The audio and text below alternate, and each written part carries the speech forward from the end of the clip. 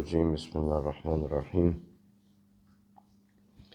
الحمد لله رب العالمين وبه نستعين والصلاة والسلام على أشرف الأنبياء والمرسلين حبيبي قلوبنا وطبيبي نفوسنا رحمة للعالمين أبي القاسم محمد اللهم صل على محمد وآل محمد والصلاة والسلام على أهل بيته الطيبين الطاهرين المعصومين المظلومين ولعنة الله على أعدائهم أجمعين اللهم كن لوليك الحجة بن الحسن صلواتك عليه وعلى آبائه في هذه الساعة وفي كل ساعة وليا وحافظا وقائدا وناصرا ودليلا وعينا حتى تسكنه أرضك طوعا وتمتعه فيها طويلا برحمتك يا أرحم الراحمين اللهم صل على محمد وآل محمد وعجل فرجه. All praise and glory belongs to Allah, whose every action is a miracle. It is our sight that is not able to see. Everything that is in the universe is a miracle or an action or fi'l of Allah subhanahu wa ta'ala. All the miracles that we know of are associated to the prophets. We do not consider the earth revolving around the sun as a miracle. We don't understand that the moon going through their different phases as a miracle. We don't see the night and day as a miracle.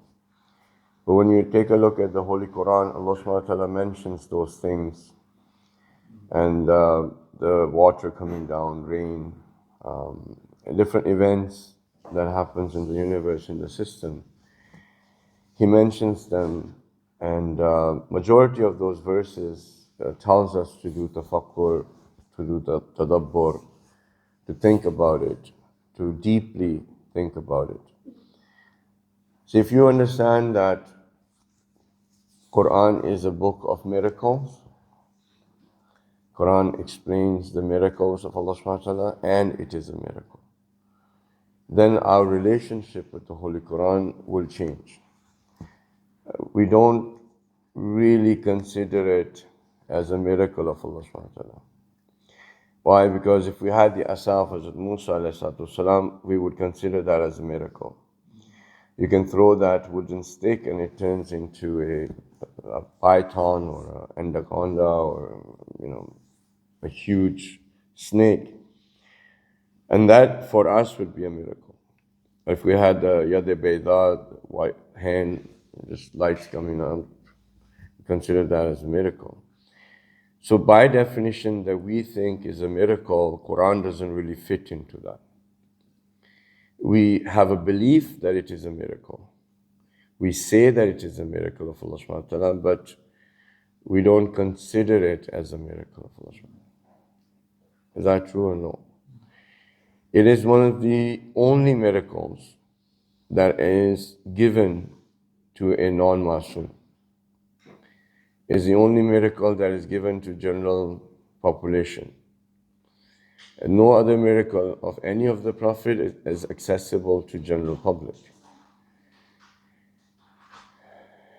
No other miracle of Allah subhanahu wa ta'ala has the ability to perform anything. Like it's not, Hazrat Musa's asa would turn into a snake. It couldn't turn into anything else. Right? The parting of the sea that Hazrat Musa ﷺ did was just the parting of the sea. Right? So when you take a look at the specific miracles of the prophets, they were one act, one action. But the Holy Quran, each verse of it, can do something which the rest of the miracles of the prophets cannot. And even one verse can do all of the miracles that the other prophets' miracles could do. Reason why I'm bringing this up is that we need to change our mindset when we live our lives, that whatever that you see, whatever that is around you, even your own self, is a miracle of Allah subhanahu wa ta'ala. Breathing is a miracle. You know, when we consider breathing as a miracle, then the worth of breathing becomes different in our lives. When we think that sight is a miracle, it changes our perception.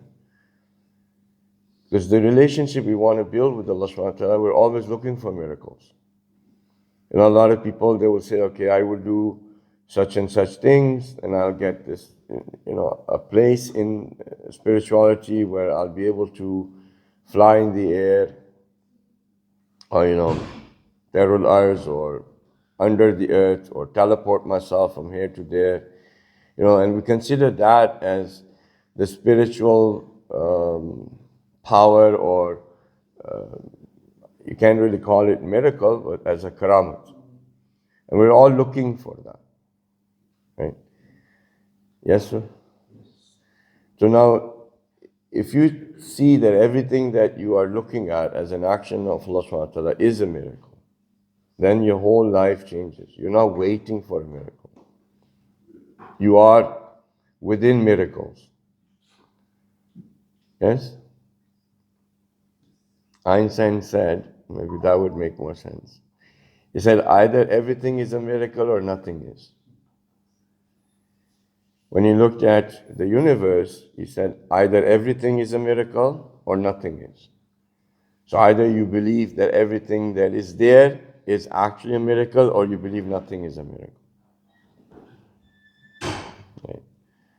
Yesterday we spoke about qaza and qadar, about specified rules that Allah subhanahu wa ta'ala has created. The miracles are also specified rules. They're not without the bounds of the rules that Allah subhanahu wa ta'ala has made. Okay? There is a purpose for a miracle. The purpose for a miracle is to get the person's attention towards the might or the greatness of Allah subhanahu wa ta'ala. Okay? Now if you look at, let's see if I can pronounce it correctly, because Rangitoto. When you look at Rangitoto, it is magnificent, or it's very symmetrical. It's not very tall, but when you look at it, it shows the greatness of Allah subhanahu wa ta'ala. Right? So it's a proof of the greatness of Allah subhanahu wa ta'ala. It's a proof of His knowledge. It's a proof of His mercy. Right? It's a proof. It's a miracle. That's what the purpose of miracle was, to get the attention of the individual towards something that would have that would show the greatness or the knowledge of Allah subhanahu wa ta'ala. Yes? Then the Prophet, whatever that they would say, the people were supposed to take it seriously. Right? So if you look at the universe, it's all a sign. It's all a sign of the greatness or the qualities of Allah subhanahu wa ta'ala. So if that, you look at it and you have that feeling, then to you, Rangitoto is a miracle. But if you don't look at it that way, then it's just a mountain. It's just a mountain that was active as a volcano and no more. That's it. You pass by it. Nothing happens. And it's the same thing with the Holy Quran too. It's just a book. It just has some Arabic written. We pick it up, we read it. Nothing happens. We don't start flying in the air. We don't get teleported. We don't walk on water. We just read it. We get spiritual cash and we're done. But if you were to now actually, Allah subhanahu wa ta'ala would not have challenged men and jinn.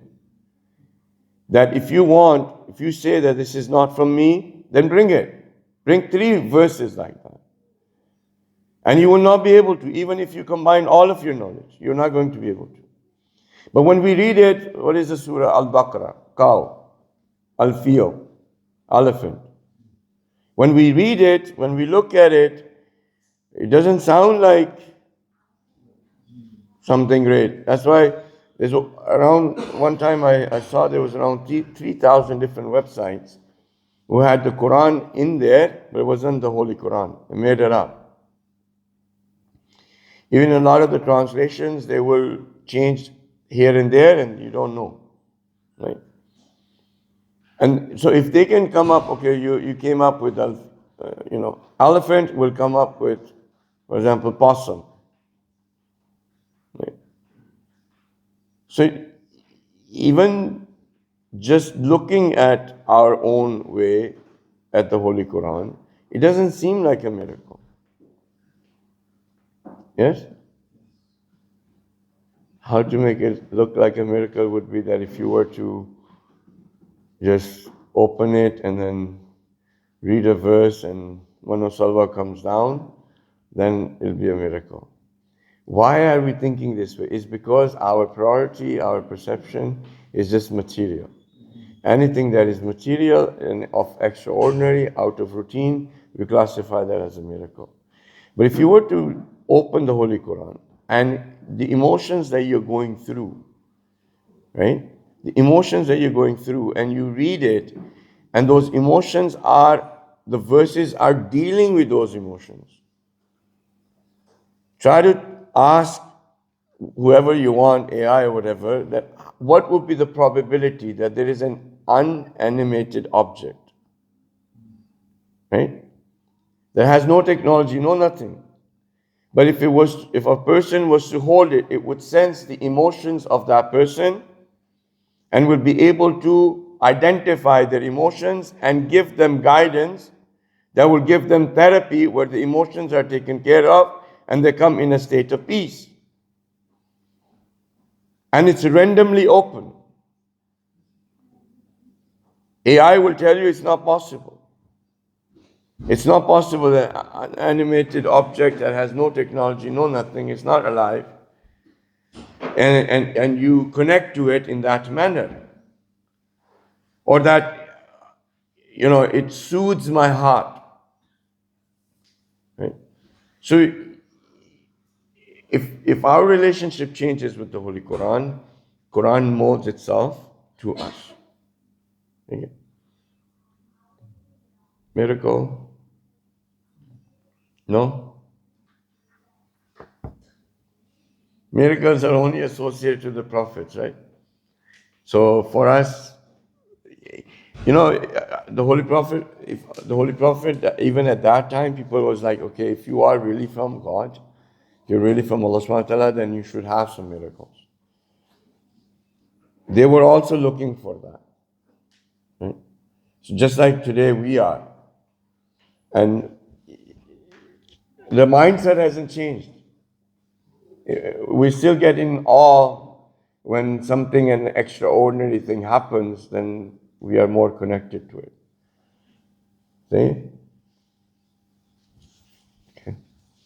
We're going to recite a salawat, please.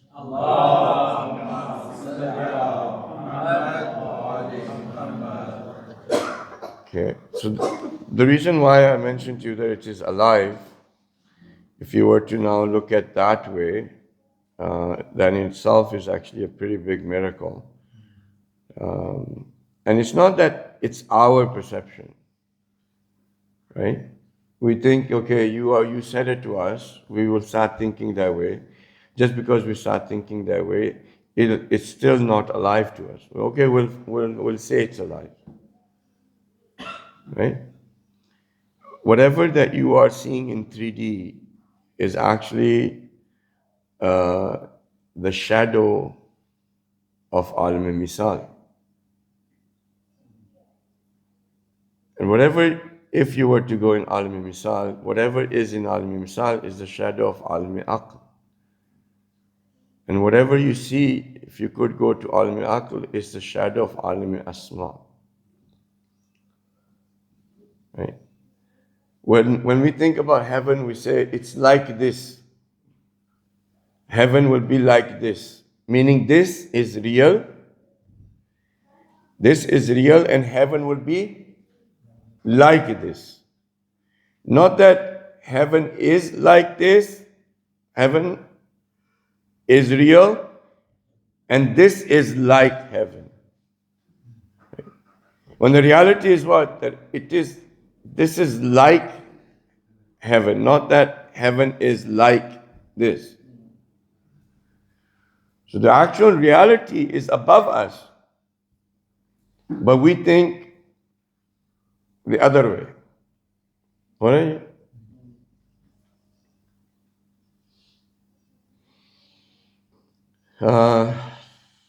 I have a tradition from Imam Sadiq alayhi salatu wasalam.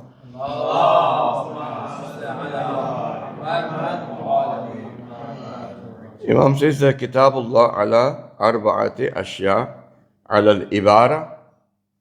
So he's saying that it's on four things, ashya or shay. One is the ibara, which is just the text, just the ibarat, right? Wa ala al-ishara, and a sign, an indicator, right? Wal lata'if, okay? Things that are latif, because we use it in Urdu as well, we understand.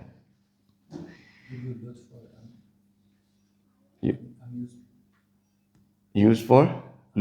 Amusement, no. Lutf is what we translate in English as lutf, as pleasure or mental pleasure in Urdu. Lataif or lutf, latif is something which is very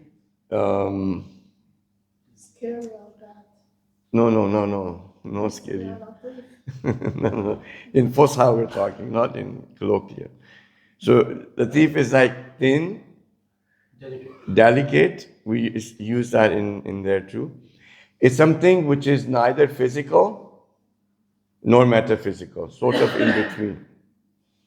With me? Neither physical nor metaphysical. It's something in between. It's kind of like the glue between the physical and the metaphysical. Right? One of the things for ruh, they say that it is latif. It's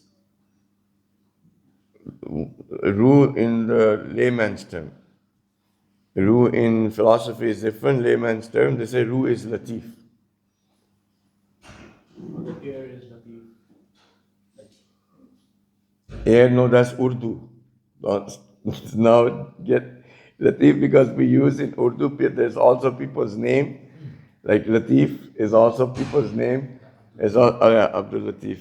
So Abdul Latif means the slave of nice wind. I'm going to get to. So if you were to say, in hardness, you can go like physical example. This is not Latif, right? This is Latif. It's thinner. Okay? Permeable. Yes? This is the richness of the language. Sorry? The richness of The richness of the Arabic language, which is difficult in English to explain. Okay, X-ray. X-ray, okay? X-ray, when you go in front of the machine, it can permeate, it can pass through the things that are hard and then give you an image, which is of what you look like inside. With me? So it shows you the batin. So Latif is, Abdul Latif, the one is a slave or the one who is batin. What are you? So Al-Lataif wal-Haqaiq. So four things. Ibara, Ishara, Lataif, and Haqaiq. Imam Jafar Sadiq says four things. Okay. فَالْإِبَارَةُ لِلْأَوَامِ. The Ibara is for Awam. وَالْإِشَارَةُ لِلْخَوَاصِ.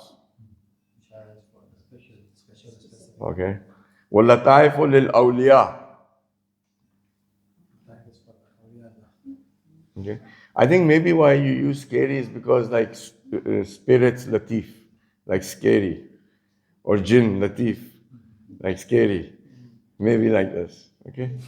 So, al-lataifu lil awliya, wal haqaiqu lil anbiya.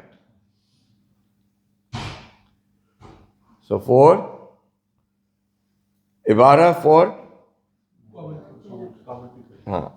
we are good with this. Common people good.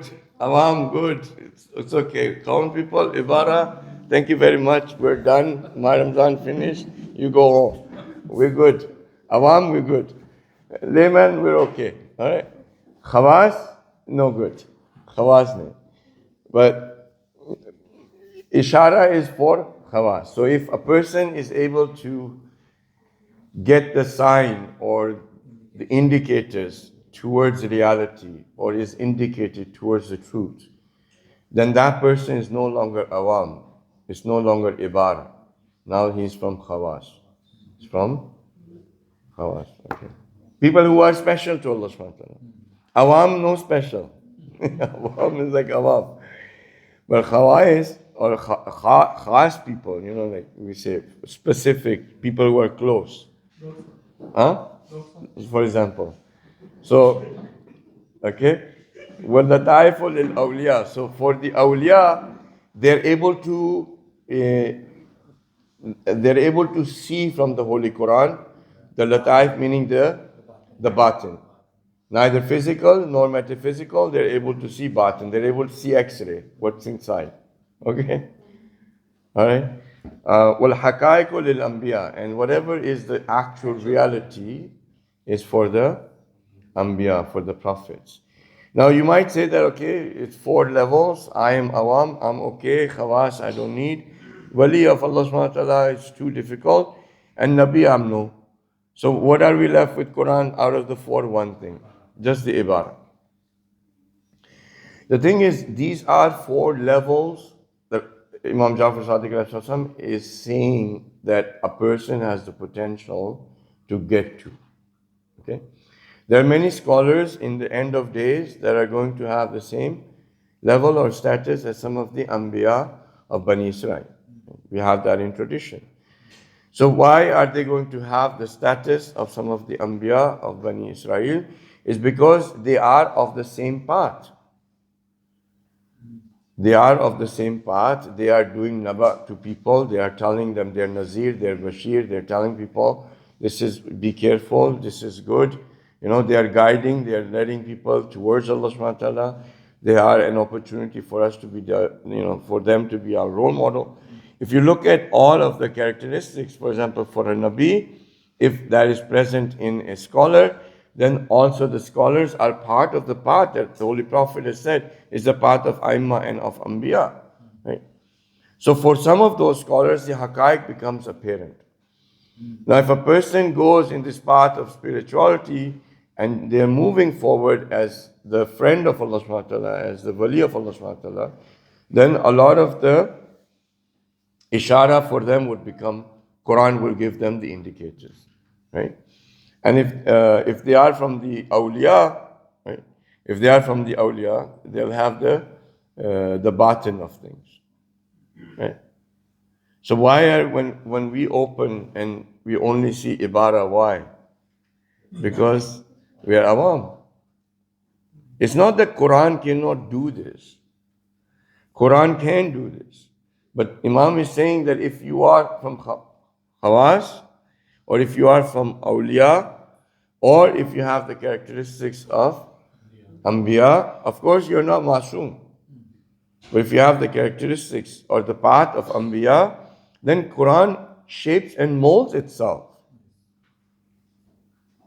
But if you're not, then it's not going to. And it's okay to be khawas, honestly. It's okay, like don't be scared. Don't be like, I don't want to be part of khawas. It's like, you're scared or I will turn into some other creation. No, it's okay to be specified. It's okay to be close to Allah subhanahu wa ta'ala. It's okay to be somewhere in the awliya's list. It's okay. It's accessible. Right? It's our non-belief that is the source of most of our shortcomings. That's a quote from Ayatollah Bahjat. So it's our shortcomings is because we don't believe. If we were to believe, if we are open to the idea, if we say it is possible, that things can happen. Like for a prophet, they could turn a dead person back to life because they believe they can do that. I told you about Surah Al-Hamd, right? If it is recited on a dead person, it will come back to life. But why no dead people come back to life? Because we don't believe it. Yes? Okay. We salawat for them.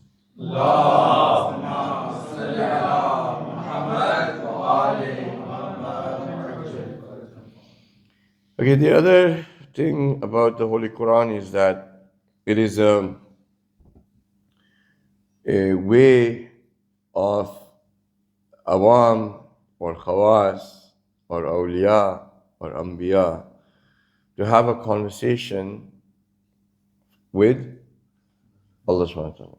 So Imam says that when I want to speak to you, I pray. Imam Ali said, I pray.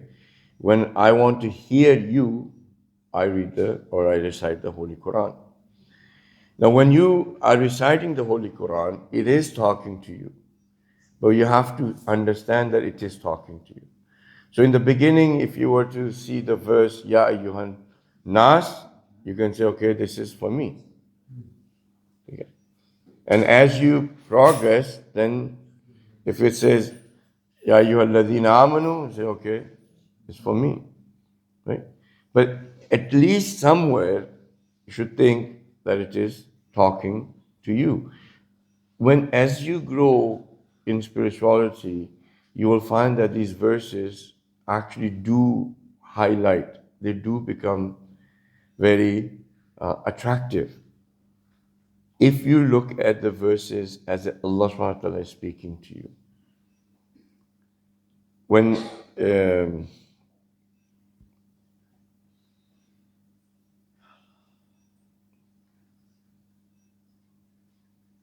إنما يعرف القرآن من خُطب به. Quran knows who he is talking to. Right? So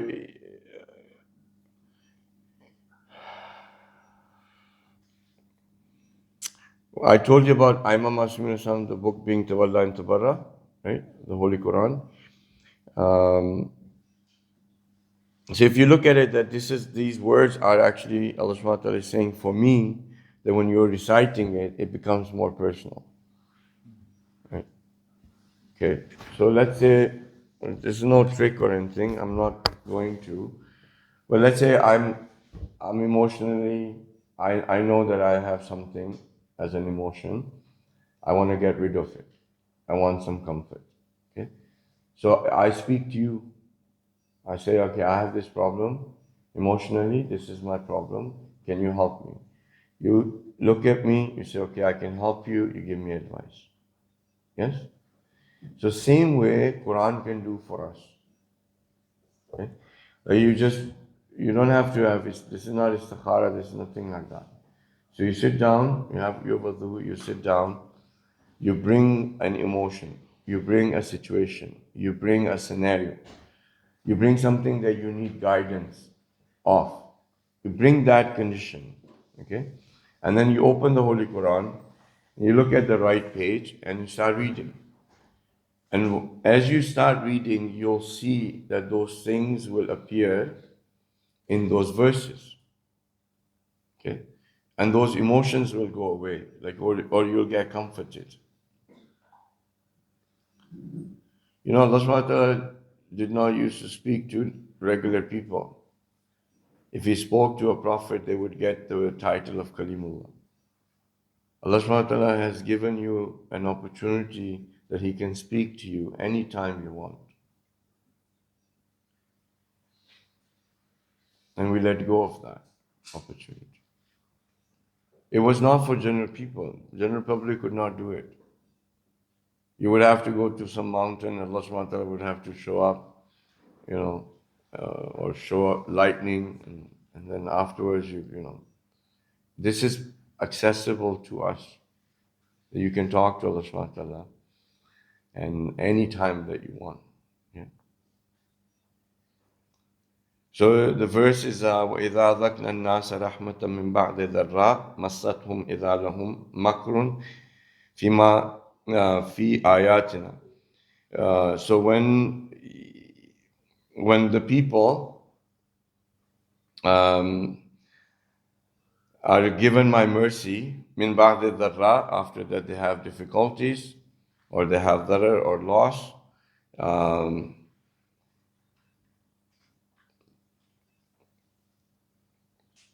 then they say that مَسَّتْهُمْ إِذَا لَهُمْ مَكْرٌ فِي آيَاتِنَا قُلِ اللَّهُ أَسْرَعُ مَكْرٍ إِنَّ رُسُلَنَا يَكْتُبُونَ مَا تَمْكُرُونَ. So if we, after that they've had difficulties, when the mercy comes to them, they start looking at our verses and they say, okay, this is a strategy. This is makr. And that Allah subhanahu wa ta'ala is very quick in makr, in strategy or planning. The prophets, they were aware of the strategies that they were doing. Okay. So now if you think about it, we were talking about this particular topic. We got a verse in the beginning of the right page. It coincides with the conversation that I was having with you. If you were to ask any source of probability that that can happen, the probabilities would be very, very high. That this is impossible. It would be 10 to the power of something so big that this will not be possible. You mean the probability is very, very low? Huh? The probability is very, very low. Very, very low that this will happen. Okay? It could have been anything else, right? So I didn't, this was not like I planned it that I will do this. Okay. Just to show you, if our intent is sincere, so then I don't have my glasses on, but I'll recite one more. Okay? So أعوذ بالله من الشيطان الرجيم بسم الله الرحمن الرحيم هو الذي يسيركم في البر والبحر.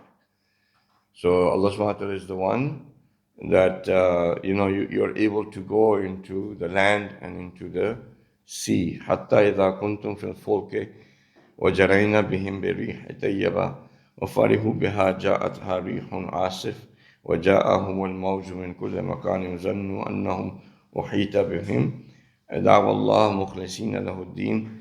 So again, it's talking about the different signs of Allah subhanahu wa ta'ala, where you're able to travel in the land, you're able to travel in the sea, you're able to travel, we have in a way that control over the wind and so forth, right?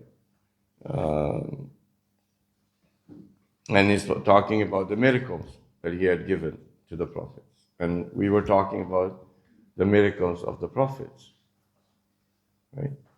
So if you let go of the idea that Quran is just a dead book, that it is only, the audience is only the Holy Prophet, or the audience is only Ahlulbayt al-Musallam, and you start looking at it in a different way, Quran does have the ability to give you all of that.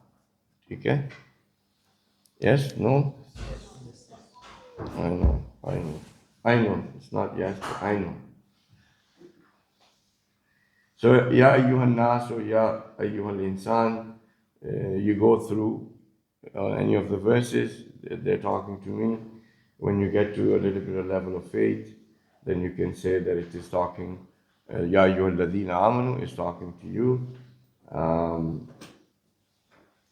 Now, if there is anything that says mushrik or kafir, then we say, oh, he's not talking to me. Right? But insan, anas, talk to me. Mushrik, kafir, no talk to me. Let's talk about someone else. Right? See, in one way or another, we always end up doing some sort of shirk. We don't do shirk akbar, but we do shirk khafi all the time. In our lives, we do shirk khafi all the time, and we don't realize it. If you say, like in your sentences, if you become careful in your sentences, you will see that in those sentences there is shirk khafi. If you look at your emotions, you'll see that there is shirk khafi.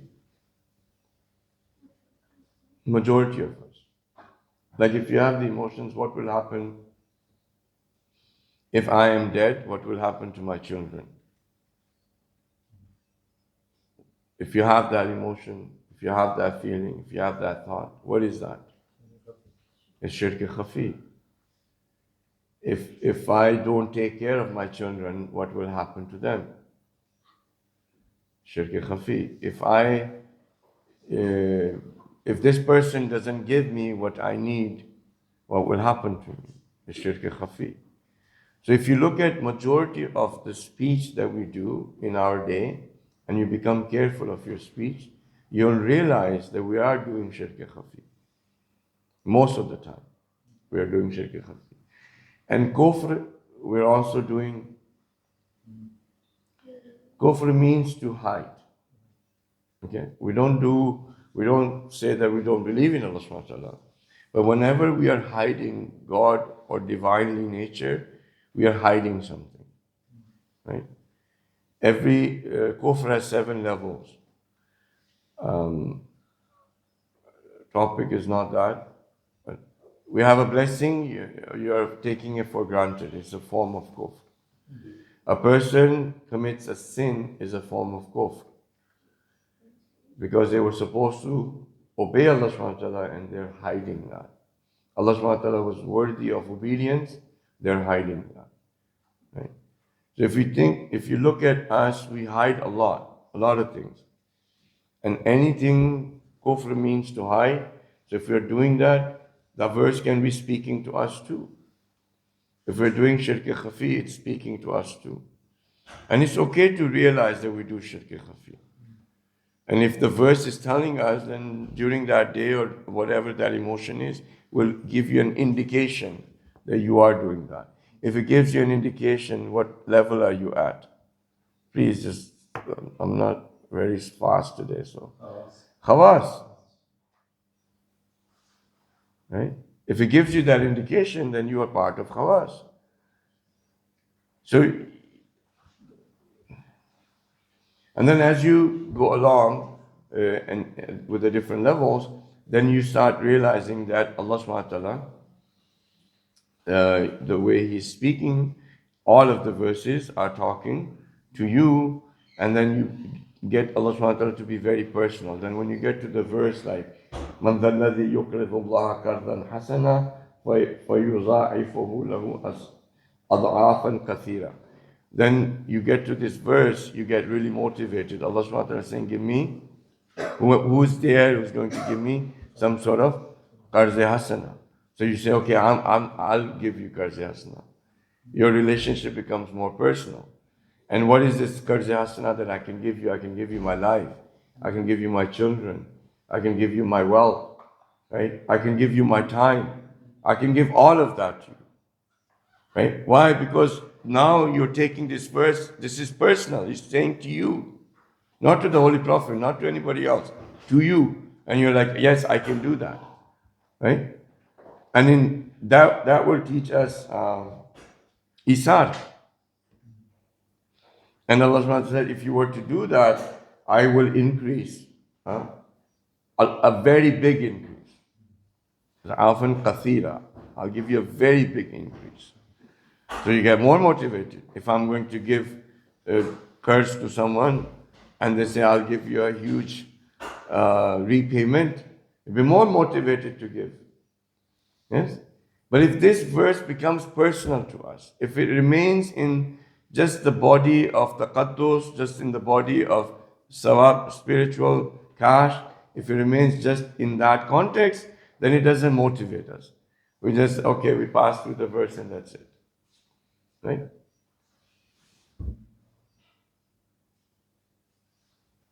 Remember, I had told you that the Quran is a love letter. Yes? So if you consider this as a Quran being the love letter of a being that you love, in the letter it says that who's there who's going to give me qarz hasana? And if you were to do that, the being that I love, I will give you a lot more. Right? If you get a letter from the person that you love, and they're saying, can you give me some Qarz Hasana? What are you going to do? Give it. Give it. Right? And when you're giving it, the more you love, the more you will. But with the thing with Qarz Hasana is when you give it, you're not expecting back anything. You're like, okay, I give it. If I get back, I get back. If I don't get back, it's okay. But Allah subhanahu wa ta'ala right away tells you that I will give you a huge amount back. Not like nothing is going to come back. I will give you a huge amount back. So if you look at it this way, Imam Hussain gave Allah subhanahu wa ta'ala. And look what he gave in return. Till the day of judgment, his name is going to be remembered. The love Allah subhanahu wa ta'ala has placed inside of our hearts that motivates millions of people. Right? It's all the signs of the greatness of Imam Hussain. It's not our greatness that you can go to Arba'in. It's the greatness of Imam Hussain. His name is synonymous with freedom. His name being synonymous with freedom, when you look at it, he was restricted, his family was taken prisoners. But now Allah subhanahu wa ta'ala has made his name synonymous with freedom. And even like Christians and Hindus or Sikhs, they love him on the basis of the qualities that Imam Hussain has. He's gone beyond mazhab, he's gone beyond religion, right? He's gone so much beyond that the revenge of his blood would be the revenge of the blood of all of the Anbiya and of all of the Awliya. The Imam of the time who's coming, first thing he comes and says, I'm here to take the revenge of the blood of Imam Hussain.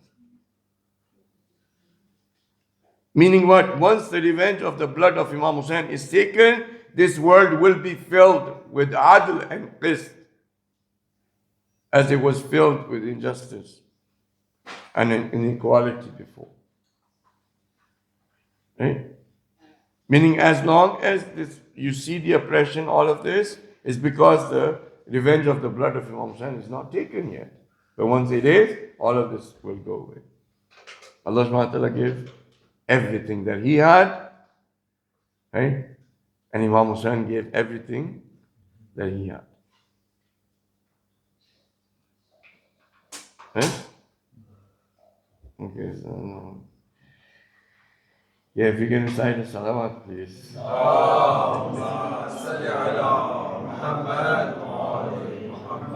When you get to the verses of heaven, I have a tradition from Imam Ali too, but I don't know why, but the iftari is hitting everybody.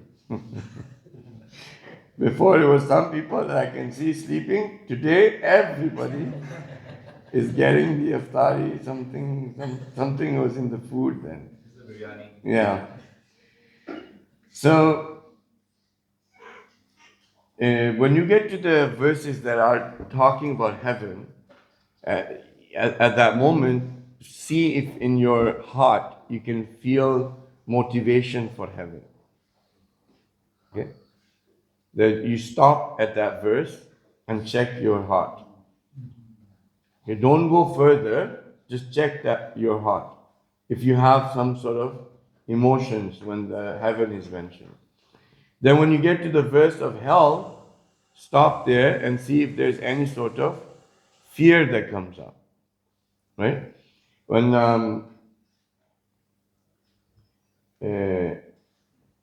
you get to the place where Allah subhanahu wa ta'ala is doing or saying about tasbih or takbir, then wait there and say Subhanallah or Allahu Akbar. Right? Or if it's the verse is about shukr, wait and say Shukranillah. Right? You see what I'm saying? So in those verses, you stop and check your emotions. When if you have those emotions, you have to pause. If you pause, you'll get those emotions. If you keep on going, you're not going to. Okay? So heaven and hell, these two verses, Allah subhanahu wa ta'ala has wherever brought hell, He has brought heaven. And wherever He has brought heaven, He has brought the topic of hell. Why? Because He wants to keep you within hope and fear. Neither going too much in fear, nor going too much in hope. He wants to keep you in the middle. And that is a sign of a mu'min. Okay? When you get to the verses that are about the people who are going to be saved, stop, pause, and see if you want to be saved or not. With me? So if you can look at the verses and whatever the verse is saying, stop at that and check your emotions.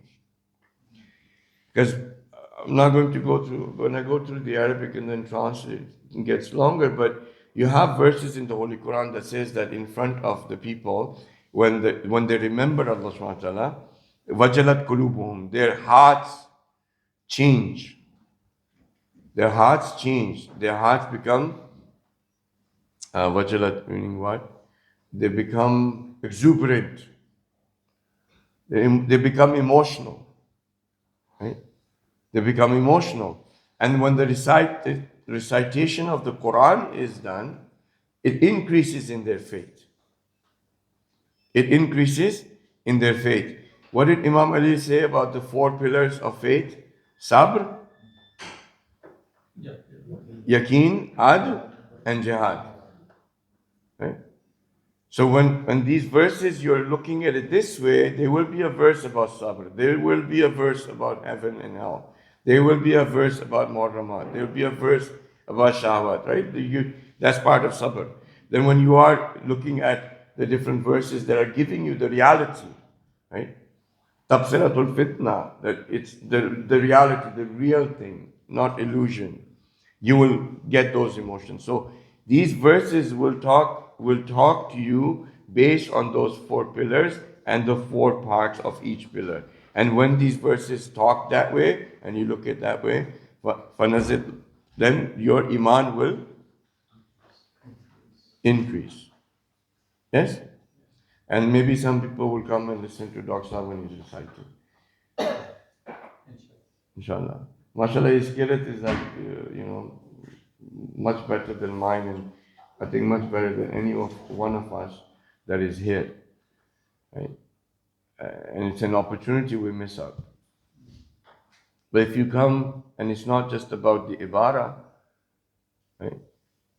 And the way in the way that he recites it, then you will be able to go through those emotions.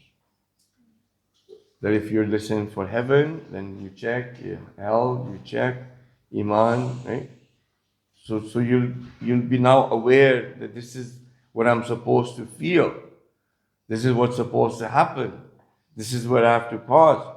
The verses are being recited by him, but I am the one he's talking to.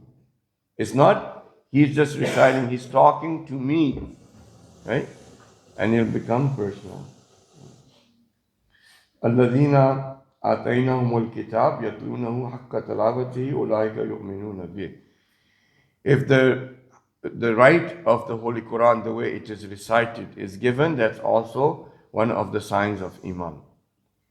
It is only a mu'min that can give the right of the recitation of the Holy Quran. What is the right of the recitation of the Holy Quran? Yes, of course, we recite it in a manner that the qaris do. As we recite, we learn the makharij, right? We learn the ibara, we learn tajweed, we learn all of that. It's also part of the right.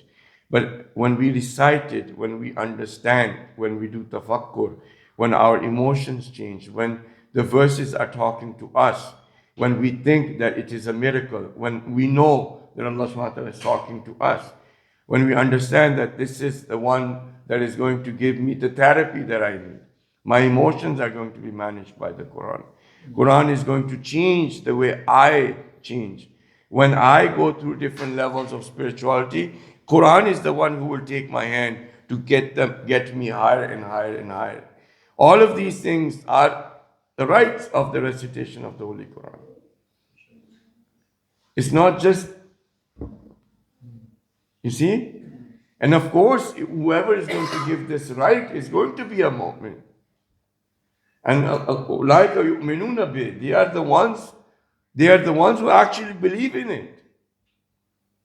Right? You give the right to the Holy Quran, you will be getting ready for the Imam of the time, that you'll be able to give the right to the Imam of the time. Because our relationship with the Quran is the direct reflection of our relationship with the Imam. I've mentioned this to you before. If you're not able to give the rights of the Holy Quran today in Ghaibat Kubra, we will not be able to give the rights of the Imam of the time when the Zuhur happens. This is an opportunity to get ready. I don't know, I got a bit excited, but I think it was needed. Got a little bit emotional, sorry, I woke you up. But I think it was needed. This is what the reality is. Okay.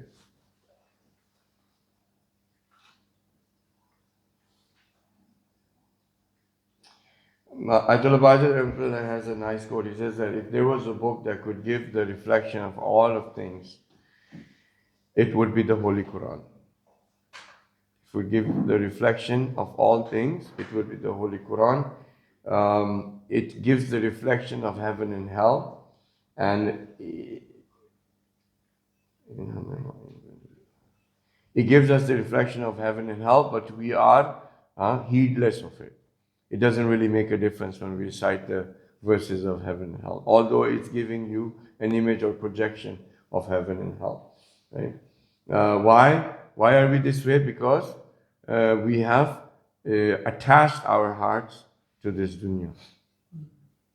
Like, like if I'm giving you a speech and you are interested, for example, in hypothetically in some world, in some dimension, this happens, and you would be not be tafawut, like you will not be like, I don't care.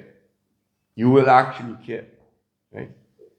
When a person is not caring, that means that it's not important enough, it's okay, you know what, yes or no, it's okay. But when you care, then you don't remain indifferent. You don't remain indifferent. Then that actually becomes something that makes a difference for you. A person will not be indifferent. It will be something that makes a difference for that person. When we recite the Holy Quran, if it doesn't make any difference to us, that means what? We are indifferent to the Holy Quran. If we were not indifferent to the Holy Quran, it would make a difference for us.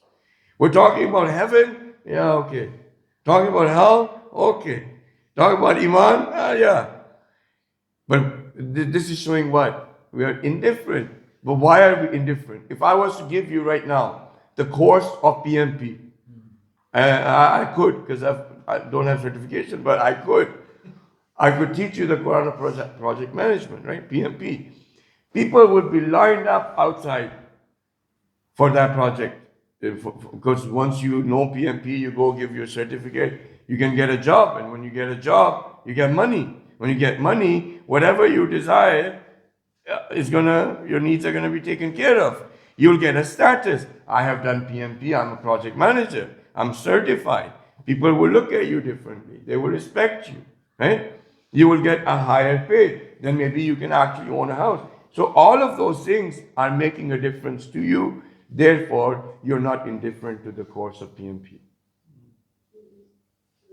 But when it comes to the Holy Quran, when it comes to this, we're indifferent. Why? Because we don't see any value. Or if I was to teach you VM there, is it still applicable nowadays? Everything is AI now, but if I was to teach you VMware, which in some days, a long time ago, it was applicable, people would be lining up outside. Or if I give you a version of religion that you can watch Netflix, you can be as secular as you want, you can do whatever this culture is giving to you, this hall will be full. If I don't talk about anything, just be indifferent, it's okay, whatever is happening in Palestine is okay, it's their problem. You don't even have to pray for them because they are not our brothers.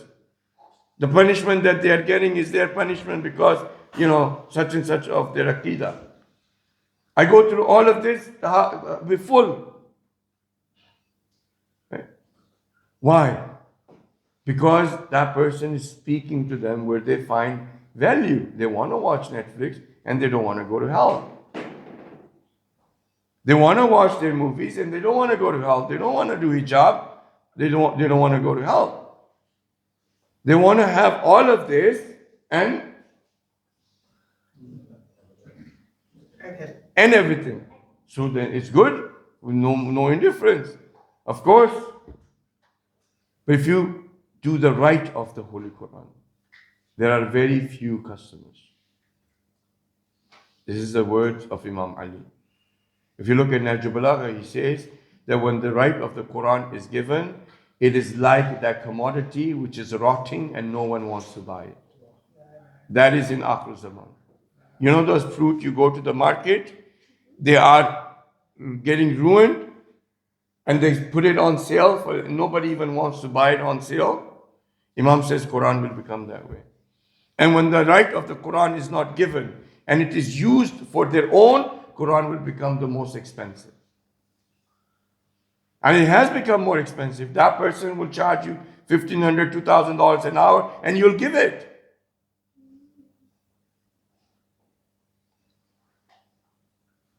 This is the time in Akhir Zaman, this is what's going to happen. And it's happening. It's not just one culture or the other. Every culture is like this. Right?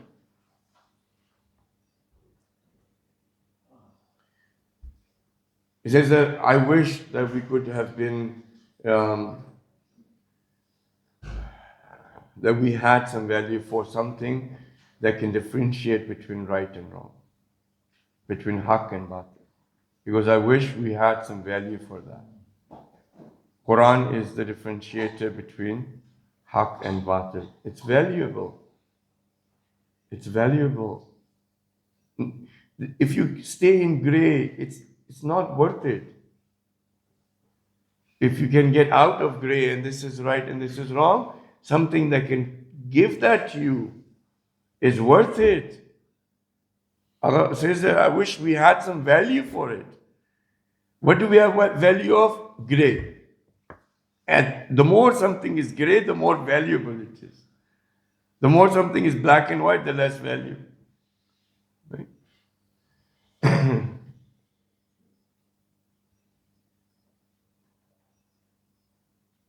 I mean, it says that Allah subhanahu wa ta'ala knows the people who have reached any sort of spiritual status, that when they recite the Holy Quran and they get into that hal, into that state of what they are able to see from the light of Allah subhanahu wa ta'ala, from the anwar ilahi, from the light of Allah subhanahu wa ta'ala, even that being for a short time.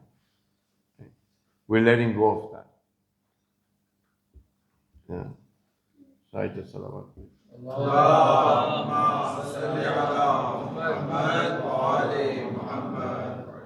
Imam Ali says in one of the khutbah, it's the khutbah that is famous as the khutbah of Muttaqeen. He says that فَإِذَا مَرُّوا بِآيَاتٍ فِيهَا تَشْوِيقٌ رَكَنُوا إِلَيْهَا تَمَعًا وَتَتَلَعَّتْ إِلَيْهَا أَنفُسُهُمْ شَوْقًا. When they get to a verse that it is to do with tashweek, with shock, with motivation, with heaven, rakunu ilayha tam'an, they stop, they look at it, and they become desireful. Desireful of what? Of heaven. Right? In their nafs, in their inside, they get an extreme amount of motivation. It gives them power to do good. Right? وَإِذَا مَرُّوا بِآيَاتٍ فِيهَا تَخْوِيفٌ. And when they get to a verse that in there is a fear, right? أَسْقَوْا إِلَيْهَا مَسَامَعَ قُلُوبِهِمْ وَأَبْصَارِهِمْ. Then when they get to that, their eyes and their eyes and their ears, that fear is reflected out of it. Okay? So they cry. And their bodies, they start moving. And then وَوَجَلَتْ مِنْهَا قُلُوبُهُمْ. And their hearts start shaking. Who are these people? The ones who give the right of the recitation of the Holy Quran. May Allah subhanahu wa ta'ala make us among those. May Allah subhanahu wa ta'ala give us an opportunity to be able to use the Holy Quran, that it has value for us in our day-to-day lives, and that we are destitute and we are in pain, or if we are sick, that we first connect with the Holy Quran, that is connecting with Allah subhanahu wa ta'ala. Bismillah ar-Rahman ar-Rahim wal-'asr inna al-insana lafi khusr illa alladhina amanu wa amilus salihati wa tawassaw bil haqqi wa